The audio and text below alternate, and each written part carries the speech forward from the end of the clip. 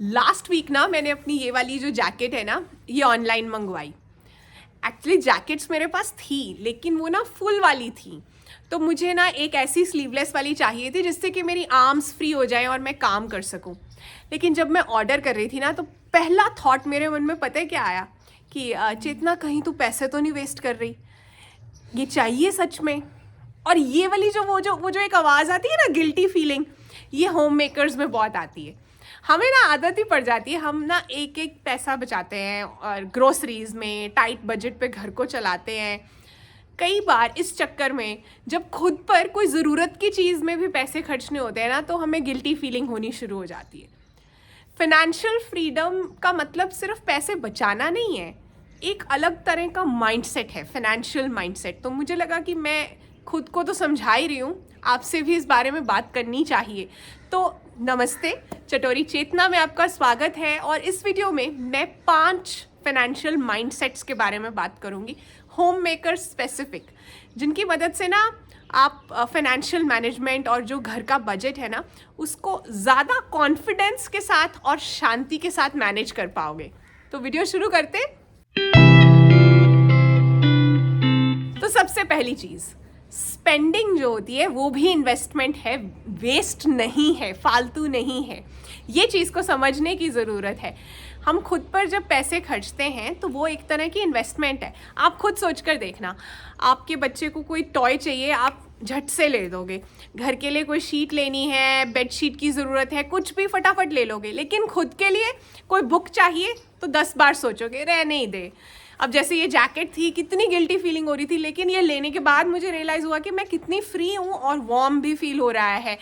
तो देखो, अगर वो योगा मैट, वो बुक, ये जैकेट, ये लेकर आप कंफर्टेबल फील कर रहे हो, स्ट्रेस फ्री फील कर रहे हो, तो उसमें भी आपके घर और परिवार का ही फ़ायदा है। ऑफ कोर्स कुछ लिमिट्स ड्रॉ करनी पड़ती हैं, हर घर की सिचुएशन भी होती है, लेकिन फिर भी हर महीने कुछ पैसे, उसको माय इन्वेस्टमेंट जो है ना, अपने ऊपर मैंने इन्वेस्ट करना है, उस चीज़ के लिए रखो।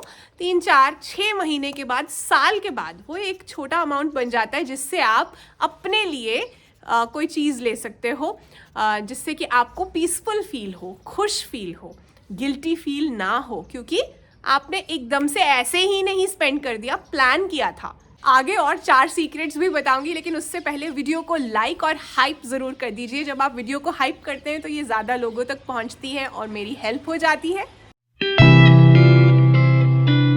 अब है सीक्रेट नंबर 2, 30 सेकेंड रूल। जब भी कुछ खरीदना हो ना, 30 सेकेंड पॉज करो और सोचो कि क्या ये चीज़ मेरा टाइम और एनर्जी बचाएगी।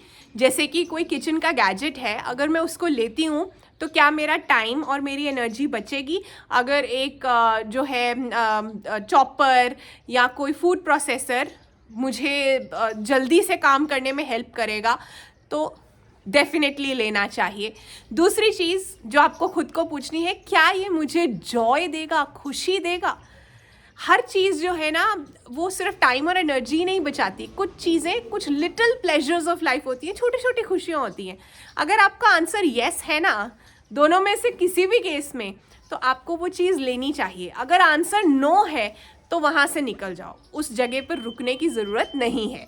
अब अक्सर मुझसे पूछते हैं कि मैं हमेशा इतनी पॉजिटिव कैसे रहती हूँ, खुश कैसे रहती हूँ।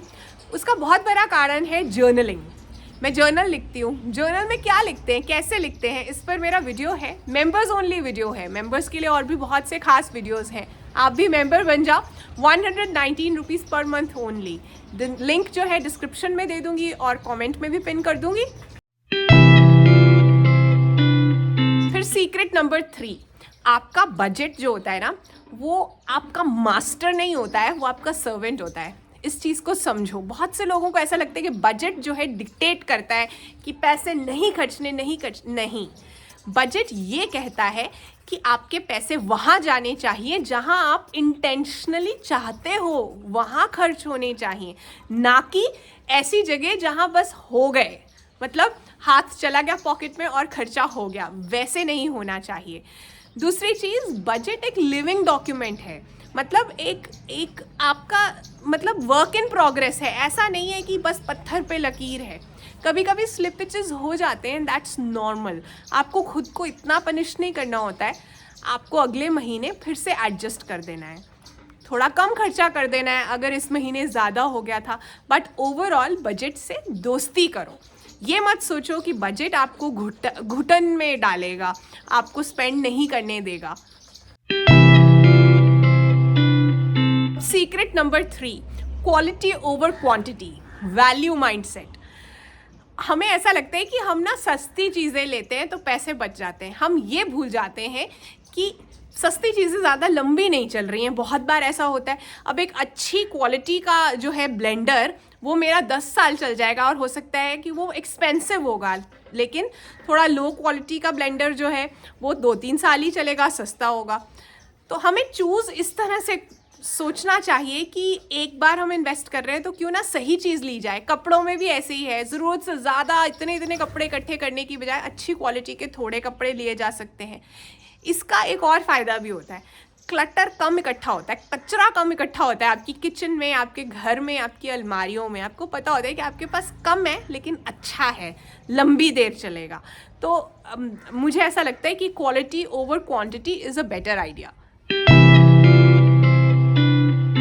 अभी फाइनल सीक्रेट, ये चीज़ ये भी मैं प्रैक्टिस करती हूँ, ये सब चीज़ों को मैं भी अपनी लाइफ में अप्लाई कर रही हूँ। द फ्यूचर मी फंड क्या है वो?